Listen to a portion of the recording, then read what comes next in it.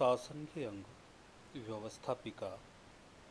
मैं Kaushal Kumar Sen, assistant professor political science, Babu Shobharam government arts college Alwar. आज हम पीए पार्ट फर्स्ट के प्रश्न पत्र राजनीति विज्ञान के मूलाधार के अंतर्गत शासन के अंग अर्थात व्यवस्थापिका का अध्ययन करेंगे। व्यवस्थापिका किसी भी देश की संसद को बोला जाता है और यहाँ व्यवस्थापिका से तात्पर्य हम लोकतंत्रात्मक देशों में पाए जाने वाले शासन के अंग के रूप में व्यवस्थापिका का अध्ययन करेंगे। राज्य की इच्छा जिन विभिन्न अंगों द्वारा प्रकट होती है और पूर्ण की जाती है, उनमें व्यवस्थापिका का स्थान निस्संदेह है सर्वोच्च होता है। गार्नर का तात्पर्य है कि जो राज्य के जिन व्यक्तियों ने राज्य का निर्माण किया है, अर्थात जिन्होंने अपने शरीर की संप्रभुता को राज्य को दिया है, उसी से राज्य की संप्रभुता अर्थात राज्य का निर्माण हुआ है। तो लोग राज्य से क्या चाहते, यह इच्छा जिस अंग द्वारा प्रकट होती है वह निसंदेह गार्नर कहते हैं कि वह व्यवस्थापिका है और वो उसका स्थान सर्वोच्च है। वस्तुतः आधुनिक युग में स्वयं सरकार का निर्माण उसके तीन अंगों के सहयोग से होता है और वह अपने समस्त कार्यों को इन तीन अंगों के द्वारा ही करती है।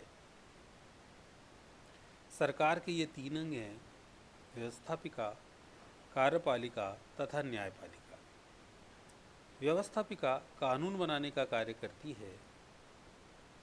व्यवस्थापिका द्वारा बनाए गए इन कानूनों को कार्यपालिका लागू करती है तथा न्यायपालिका उन सभी व्यक्तियों को दंडित करने का कार्य करती है जो इन कानूनों का उल्लंघन करते हैं। इस प्रकार शासन के तीन अंग व्यवस्थापिका, कार्यपालिका और न्यायपालिका में व्यवस्थापिका का कार्य कानूनों का निर्माण करना है।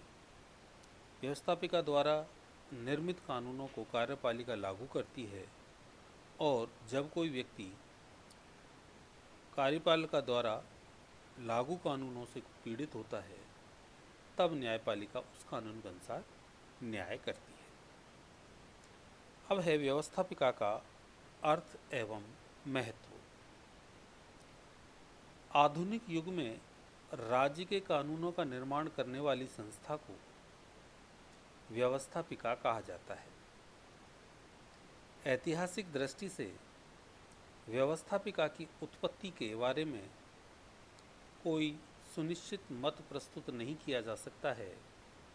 वस्तुतः प्राचीन काल में शासन की संपूर्ण सत्ता किसी एक व्यक्ति अथवा कुछ व्यक्तियों में ही केंद्रित रखे जाने की परंपरा थी। अतः कार्यपालिका ही व्यवस्थापिका के कार्य भी करती थी, किंतु मध्ययुग तक लगभग यही स्थिति थी। किंतु आधुनिक काल के प्रारंभ में लोकतंत्र के उदय के साथ साथ व्यवस्थापिका भी अस्तित्व में आई। यह उल्लेखनीय है कि आधुनिक काल में सभी राज्यों में व्यवस्थापिका अस्तित्व में दिखाई पड़ती है, किंतु जहां लोकतांत्रिक राज्यों में व्यवस्थापिका का निर्माण जनता की प्रतिनिधि सभा के रूप में होता है, वहीं अधिनायकवादी राज्यों में इसका निर्माण शासक वर्ग की इच्छानुसार होता है। ऐतिहासिक दृष्टि से इंग्लैंड की संसद आधुनिक युग की सबसे पहली लोकतांत्रिक संसद है, इसलिए इसे संसदों की जननी कहा जाता है। विद्यार्थी ध्यान देंगे कि किसी भी प्रकार की शासन व्यवस्था हो, उसमें व्यवस्थापिका जरूर पाई जाती है। प्राचीन काल में कार्यपालिका ही व्यवस्थापिका के रूप में कार्य करती थी, क्योंकि उस समय ज़्यादातर देशों में, राज्यों में राजतंत्रात्मक शासन व्यवस्था थी। किंतु आधुनिक युग में लोकतंत्रात्मक शासन व्यवस्था के विकास के साथ साथ व्यवस्थापिका का एक अलग से संस्था के रूप में विकास हुआ है। अधिनायकवादी राज्यों में व्यवस्थापिका शासक वर्ग की इच्छानुसार कार्य करती है, अर्थात तो अधिनायक तंत्र में संपूर्ण शासन सत्ता पर एक व्यक्ति का अधिकार होता है। वह जैसा चाहता है वह संस्था, उसकी सभी संस्थाएं, उस राज्य की सभी संस्थाएं वैसा ही कार्य करती हैं। किंतु लोकतंत्रात्मक देशों में व्यवस्थापिका सही मायने में जनता की इच्छा का दर्पण है और ऐतिहासिक दृष्टि से इंग्लैंड की संसद विश्व की सभी संसदों की जननी कहा जाता है, क्योंकि सबसे पहले लोकतंत्रात्मक शासन प्रणाली में इंग्लैंड में संसद का आविर्भाव हुआ। जैसे मैग्नम कौंसिलियम नामक एक संस्था राजा द्वारा बनाई गई और उसी संस्था से आगे चल के ब्रिटिश संसद का प्रादुर्भाव हुआ। इसके बाद जिन जिन देशों में लोकतंत्रात्मक शासन प्रणाली अपनाई गई वहाँ ब्रिटिश संसद को देखते हुए अपने देश में व्यवस्थापिका या संसद का निर्माण किया गया। विभिन्न देशों में व्यवस्थापिका के विभिन्न नाम हैं, जैसे ब्रिटेन, कनाडा, ऑस्ट्रेलिया व भारत में से संसद कहते हैं। संयुक्त राज्य अमेरिका में कांग्रेस, जापान में डाइट, फ्रांस में राष्ट्रीय सभा नेशनल असेंबली तथा स्विट्ज़रलैंड में संघीय सभा फेडरल असेंबली कहा जाता है। भूतपूर्व सोवियत संघ में व्यवस्थापिका को सर्वोच्च सोवियत, सुप्रीम सोवियत कहा जाता था। विभिन्न देशों की व्यवस्थापिकाओं के नामों में ही अंतर नहीं है, अपितु इन व्यवस्थापिकाओं की शक्तियों व कार्यों में भी अंतर देखा जा सकता है। वस्तुतः एक जैसी शासन व्यवस्थाओं वाले राज्यों की व्यवस्थापिकाओं की शक्तियाँ, कार्य एवं कार्यशैली में सीमित मात्रा में अंतर दिखाई पड़ते हैं, किंतु दो विभिन्न प्रकार की शासन व्यवस्थाओं से संबंधित व्यवस्थापिकाओं में ऐसा अंतर विस्तृत रूप में पाया जाता है। अब है आधुनिक व्यवस्थापिका की शक्तियां एवं कार्य। हम इस व्यवस्थापिका का अध्ययन लोकतंत्रात्मक राज्यों के संदर्भ में कर रहे हैं, इसलिए एक लोकतांत्रिक राज्य व्यवस्था में व्यवस्थापिका की प्रमुख शक्तियां एवं कार्य निम्न हैं। पहला है कानून निर्माण। व्यवस्थापिका का सबसे प्रमुख एवं महत्वपूर्ण कार्य कानूनों का निर्माण करना है। यह संविधान द्वारा निश्चित की गई सीमाओं के अंतर्गत रहते हुए देश की ज़रूरतों के अनुसार नए कानूनों का निर्माण करती है अथवा पुराने कानूनों में संशोधन करती है अथवा उन्हें समाप्त भी कर सकती है। दूसरा व्यवस्थापिका का कार्य है संविधान में संशोधन का कार्य। व्यवस्थापिका देश की आवश्यकता अनुसार संविधान में संशोधन का कार्य करती है, किंतु विभिन्न राज्यों में इस बारे में व्यवस्थापिका विभिन्न प्रक्रिया अपनाती है। जिन देशों में लचीला संविधान होता है वहाँ व्यवस्थापिका अपने साधारण बहुमत द्वारा संविधान में संशोधन कर देती है, जैसे इंग्लैंड में। किंतु जिन देशों में कठोर संविधान होता है उनमें संविधान में संशोधन के लिए व्यवस्थापिका को विशेष प्रक्रिया अपनानी होती है। तीसरा है राष्ट्रीय बजट का नियंत्रण। व्यवस्थापिका राष्ट्रीय आय एवं व्यय पर पूरा नियंत्रण रखती है। यह इस उद्देश्य से वार्षिक बजट पारित करती है। व्यवस्थापिका बजट के द्वारा निम्नलिखित बातों को तय करती है, जैसे सरकार की वार्षिक आय कितनी होगी और इस आय को किस प्रकार प्राप्त किया जाएगा, सरकार का वार्षिक व्यय क्या होगा और इसे किस प्रकार व्यय किया जाएगा। अगला कार्य है प्रशासन अर्थात कार्यपालिका पर नियंत्रण करना। लोकतांत्रिक शासनों में व्यवस्थापिका जनप्रतिनिधि संस्था होती है और इस रूप में इसका एक कार्य प्रशासन का नियंत्रण भी है। किंतु संसदात्मक व अध्यक्षात्मक शासनों में व्यवस्थापिकाएं इस कार्य को विभिन्न रूपों में करती हैं। संसदात्मक शासन में कार्यपालिका व्यवस्थापिका के प्रति उत्तरदायी होती है, अतः इस शासन में व्यवस्थापिका कार्यपालिका का नियंत्रण प्रत्यक्ष रूप में और प्रभावशाली ढंग से करती है। व्यवस्थापिका कार्यपालिका से प्रश्न, पूरक प्रश्न, काम रोको प्रस्ताव व निंदा प्रस्ताव के द्वारा नियंत्रण करती है। व्यवस्थापिका कार्यपालिका के विरुद्ध अविश्वास प्रस्ताव पारित करके उसे पदमुक्त भी कर सकती है, जबकि अध्यक्षात्मक शासन में कार्यपालिका व्यवस्थापिका के प्रति उत्तरदायी नहीं होती है, अतः इस शासन प्रणाली में व्यवस्थापिका कार्यपालिका को अप्रत्यक्ष ढंग से नियंत्रित करती है। जैसे संयुक्त राज्य अमेरिका में अध्यक्षात्मक शासन प्रणाली होने के कारण कार्यपालिका अर्थात वहाँ के राष्ट्रपति को प्रशासन के प्रमुख पदों पर नियुक्ति करने तथा विदेशी राज्यों से संधि करने का अधिकार है, किंतु इन कार्यों के संबंध में उसे सीनेट की स्वीकृति लेनी होती है। अगला है न्याय संबंधी कार्य। अनेक देशों में व्यवस्थापिका कुछ न्यायिक कार्य भी करती है। उदाहरण के लिए इंग्लैंड में व्यवस्थापिका का द्वितीय सदन, जिसे लॉर्ड सभा बोला जाता है, सर्वोच्च न्यायालय का कार्य करता है।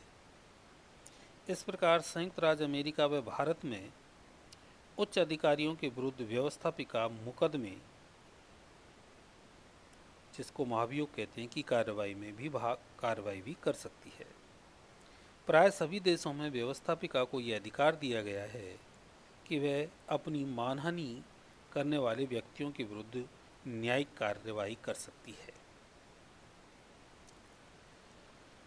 अब है व्यवस्थापिका के अन्य कार्य, जैसे निर्वाचन संबंधी कार्य। अनेक देशों में व्यवस्थापिकाएं निर्वाचन संबंधी कार्य करती हैं। भारत में केंद्र व राज्यों की व्यवस्थापिकाएं राष्ट्रपति का निर्वाचन करती हैं। स्विट्जरलैंड में व्यवस्थापिका मंत्रिपरिषद व न्यायाधीशों का निर्वाचन करती है। दूसरा है समितियों और आयोगों की नियुक्ति संबंधी कार्य।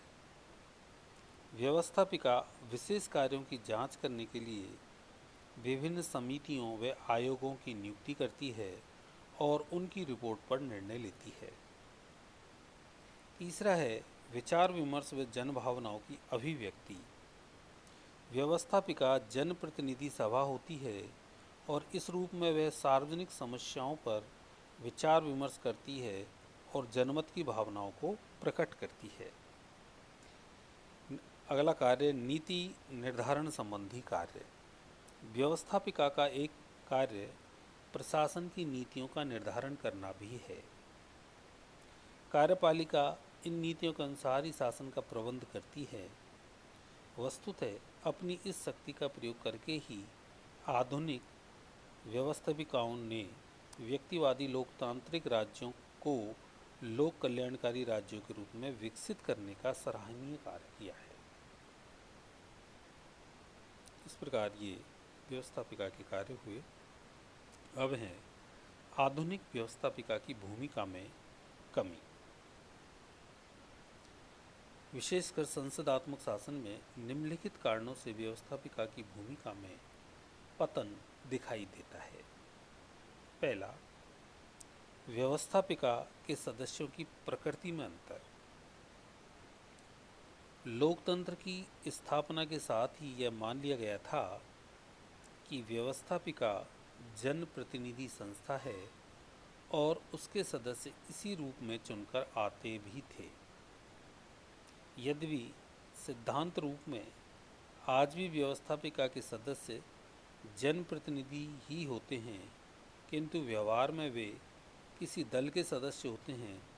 वर्तमान काल में व्यवस्थापिका के उम्मीदवारों को चुनाव में जीतने के लिए किसी राजनीतिक दल का उम्मीदवार बनना पड़ता है और दल के समर्थक मतदाता उसे विजयी बनाते हैं। व्यवस्थापिका के सदस्यों की प्रकृति में यह जो परिवर्तन आया है, उसने व्यवस्थापिका की भूमिका के पतन में मदद की है। दूसरा है व्यवस्थापिका में दलीय अनुशासन। दलीय अनुशासन के कारण व्यवस्थापिका के सदस्य किसी भी सार्वजनिक महत्व के मामले पर स्वतंत्र विचार प्रकट नहीं करते हैं, अपितु अपने दल के विचारों की ही अभिव्यक्ति करते हैं। तीसरा है व्यवस्थापिका बहुमत दल के अधीन। व्यवस्थापिका सभी निर्णय बहुमत द्वारा लेती है, अतः व्यवस्थापिका में जिस दल का बहुमत होता है वह दलीय अनुशासन के आधार पर व्यवस्थापिका की समस्त शक्तियों का दलीय हित में प्रयोग करने को स्वतंत्र होता है। विशेषकर संसदात्मक शासन में इसके गंभीर परिणाम निकले हैं।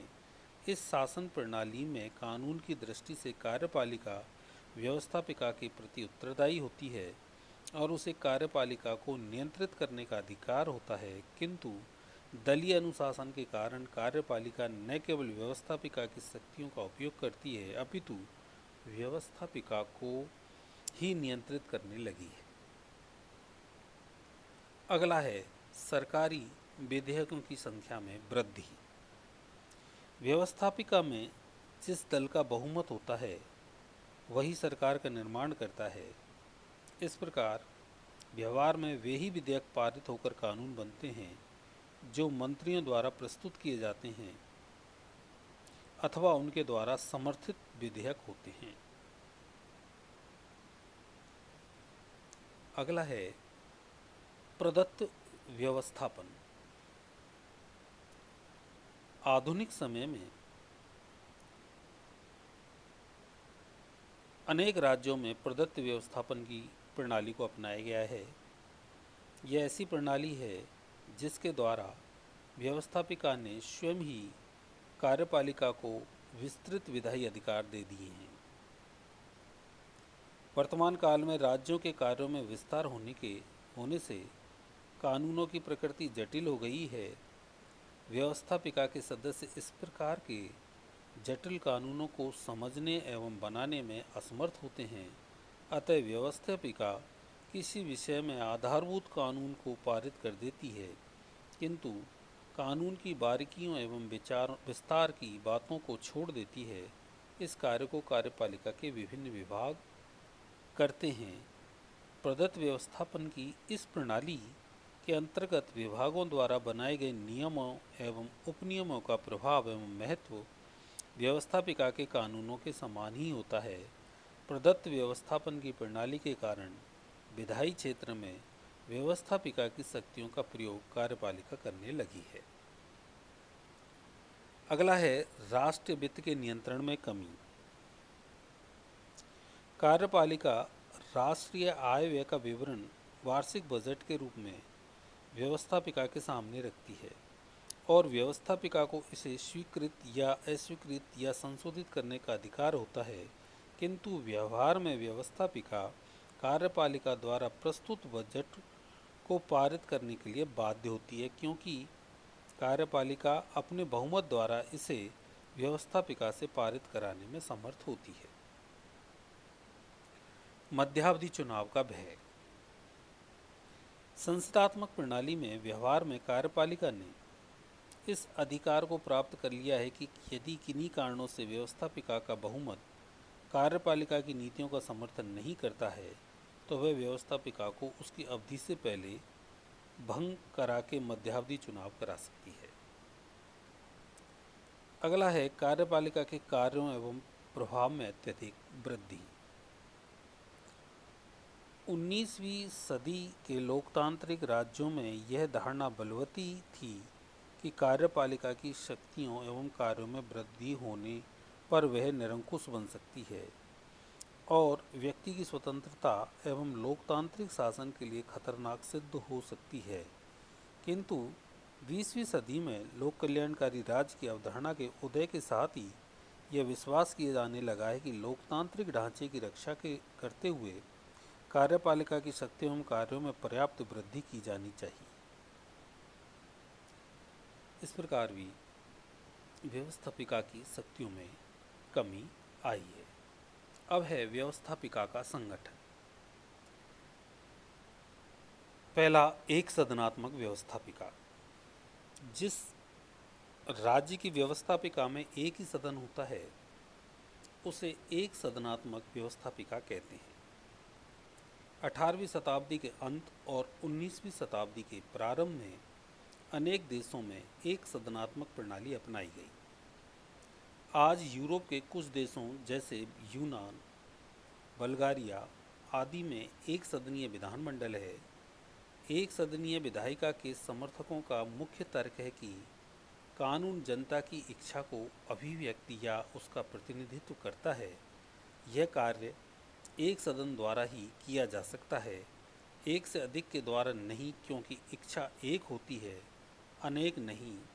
एक सदनात्मक व्यवस्थापिका को इसलिए भी पसंद किया जाता है कि दूसरे सदन को अनुपयोगी और खर्चीला माना गया है। दूसरा है द्विसदनात्मक व्यवस्थापिका। जिस राज्य की व्यवस्थापिका में दो सदन होते हैं उस व्यवस्थापिका को द्विसदनात्मक व्यवस्थापिका कहते हैं। संसार के अधिकांश राज्यों में जैसे England, Bharat, America, Japan, Australia, Canada में व्यवस्थापिका द्विसदनात्मक ही है। भारत में लोकसभा व राज्यसभा, इंग्लैंड में लॉर्ड सभा और कॉमन सभा, अमेरिका में सीनेट और प्रतिनिधि सभा आदि द्विसदनात्मक व्यवस्थापिका हैं। वर्तमान में बड़े लोकतांत्रिक राज्यों में व्यवस्थापिका के दो सदन होते हैं। एक सदन को उच्च या द्वितीय सदन तथा दूसरे को निम्न या प्रथम सदन कहते हैं। निम्न सदन सामान्य जनता का प्रतिनिधित्व करता है और उसका निर्वाचन वयस्क मताधिकार के आधार पर होता है। द्वितीय सदन विशिष्ट वर्गों, स्वार्थों तथा संस्थाओं का प्रतिनिधित्व करता है। इसकी रचना का कोई निश्चित संवैधानिक आधार नहीं है। विभिन्न देशों में इसके संगठनों का स्वरूप विभिन्न है। इंग्लैंड के लॉर्ड सदन के संगठन का आधार वंश परंपरा है। इटली, जापान, कनाडा एवं में द्वितीय सदन के सदस्य सरकार द्वारा मनोनीत होते हैं। भारत की राज्यसभा के सदस्य अप्रत्यक्ष रूप से निर्वाचित एवं मनोनीत होते हैं।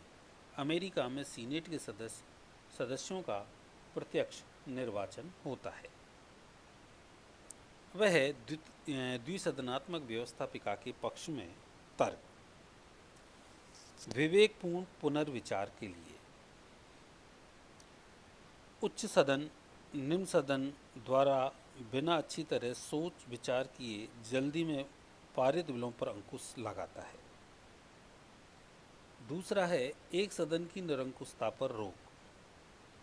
द्वितीय सदन प्रथम सदन की निरंकुशता पर अंकुश लगाता है। द्वितीय सदन के न होने पर यह संभव हो सकता है कि प्रथम सदन अत्याचारी बन जाए और ऐसे कानून बना डाले जो देश के लिए हानिकारक हैं। तीसरा है विशिष्ट वर्गों का प्रतिनिधित्व। द्वितीय सदन से यह लाभ है कि उसके द्वारा व्यवस्थापिका में अल्पसंख्यक वर्गों, जातियों तथा हितों को प्रतिनिधित्व मिल सकता है। लोकतंत्र में इस बात का भय रहता है कि सामान्य निर्वाचनों में बहुसंख्यक लोग अल्पसंख्यक वर्गों और जातियों के लोगों को वोट न दें और इस तरह उन्हें प्रतिनिधित्व न मिल सके। चौथा है संघात्मक शासन व्यवस्था के लिए अनिवार्य। संघीय राज्यों में द्वितीय सदन अत्यंत आवश्यक है। इसमें संघ की इकाइयों को समान अथवा किसी अन्य आधार पर प्रतिनिधित्व दिया जा सकता है जिससे वे अपने अधिकारों की रक्षा कर सकें और उनका अस्तित्व खतरे में न पड़े। अगला है कार्यभार में कमी। आज राज्य के कार्यों में दिन प्रतिदिन वृद्धि होती जा रही है। व्यवस्थापिका के निम्न सदन के कार्य इतने बढ़ गए हैं कि उन्हें अकेले नहीं संभाला जा सकता। अगला है प्रतिभाओं को प्रतिनिधित्व। द्वितीय सदन में ऐसे योग्य विद्वान तथा अनुभवी लोगों को स्थान दिया जा सकता है जो चुनाव के द्वारा व्यवस्थापिका में नहीं आ सकते। द्विसदनात्मक व्यवस्थापिका के पक्ष में तर्क के बाद अब हम इसके विपक्ष में तर्क देखते हैं। पहला है, दूसरा सदन अनावश्यक है। चूंकि लोकतंत्र में जनता की इच्छाएं विभाज्य होती है, इसलिए उसकी अभिव्यक्ति एक ही सदन में होती है। दूसरा, गतिरोध की संभावना।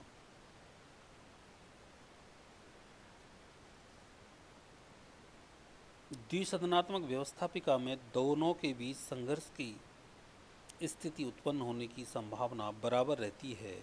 इसका प्रमुख कारण दोनों सदनों के स्वरूप और संगठन की विभिन्नता है। तीसरा है विलंबकारी। द्वितीय सदन के होने से कानून के निर्माण में विलंब होता है। कानूनों का उस समय तत्काल निर्माण नहीं किया जा सकता जब उनकी आवश्यकता होती है। चौथा, अत्यधिक खर्चीला। दो सदनों के रहने से खर्च बढ़ जाता है। दोनों सदनों के सदस्यों को वेतन भत्ता आदि देने से राष्ट्र को उस पर अनावश्यक भार पड़ता है। पांचवा है, संघात्मक शासन के लिए आवश्यक नहीं। द्वितीय सदन संघ शासन के लिए आवश्यक गारंटी नहीं है। संघ शासन में घटक इकाइयों एवं अल्पसंख्यकों के अधिकारों की रक्षा के उत्तम साधन वैधानिक संरक्षण तथा स्वतंत्र न्यायपालिका है, न कि द्वितीय सदन। अतः द्वितीय सदन अब लोकप्रिय नहीं रहे हैं। उनके विरुद्ध आंदोलन दिन प्रतिदिन जोर पकड़ रहा है। आज का युग द्विसदनात्मक प्रणाली के पक्ष में नहीं है।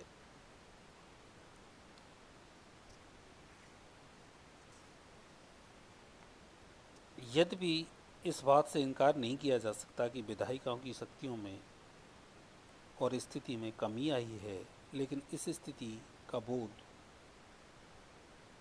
उनके समाप्त होने से नहीं निकाला जा सकता। विश्व के सभी देशों में विभिन्न मात्राओं में प्राधिकार के साथ विधायिकाएं कार्य कर रही हैं। हास या पतन का आरोप एक विवादास्पद विषय है। धन्यवाद।